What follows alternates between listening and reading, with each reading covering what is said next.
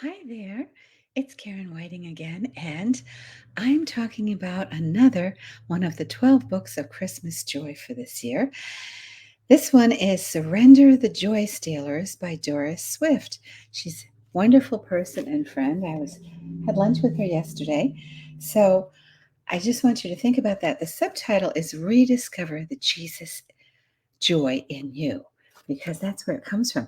Now, this is a 6-week Bible study, so it doesn't take that long to go through.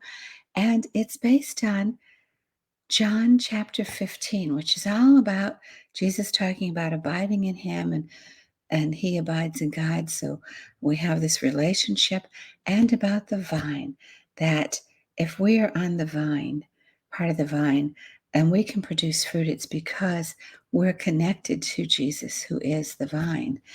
So that's a wonderful thing. But she also talks about all the joy stealers, just like you're not going to have great grapes on that vine if you have pestilence, if you have drought or the wrong things.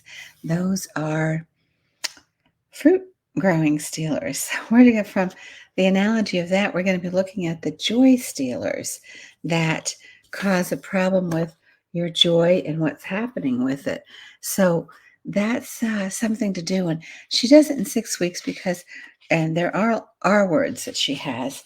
That the first one is reveal, because we have to identify what is causing us problems and taking away our joy. And then responding with God's way of responding, with responding to the call from him to bear fruit. And then we have to receive the truth that will set us free from the joy stealers, and renew our hearts so we can be complete. John 15:11 is where Jesus tells us that he wants us to have joy and he wants us to be full or complete. So that's part of why the joy connects so well with studying John 5. And then rest. Every vine has to have what we might call rest time. You have that bloom and then it starts to grow, and then it has to rest while everything ripens up. And we need rest too, so that we have time for our heart and our mind to relax and let the joy grow within us. And then reach that once we have that joy again, it overflows. We're so full of the joy that it just comes out and it goes outward to other people, and we reach them with joy. And I know, as I said yesterday, I was with Doris. She's just so full of joy, and it's not always easy. Her father just passed away. There's a service for him just this Friday, and yet she could smile, she could rejoice, knowing that she'd had a great relationship with him, that she wasn't going to let death steal joy, because she knows where her father is.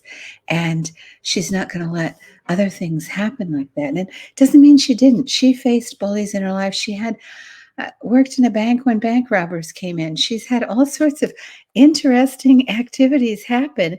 And during all of that, she still knew how to tap into the joy, to stay part of that vine and connected to Jesus, so she wouldn't have any problems with her joy. Not that, everything's not always easy.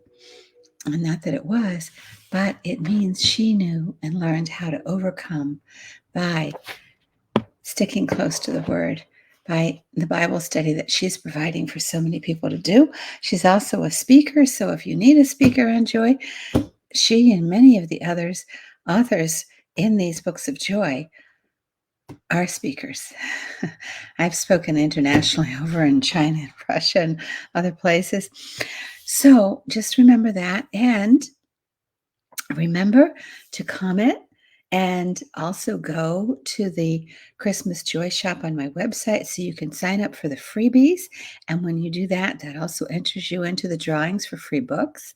And I know I have to start posting them. I've been pulling some names out, but I have to get posting them so you'll know who won.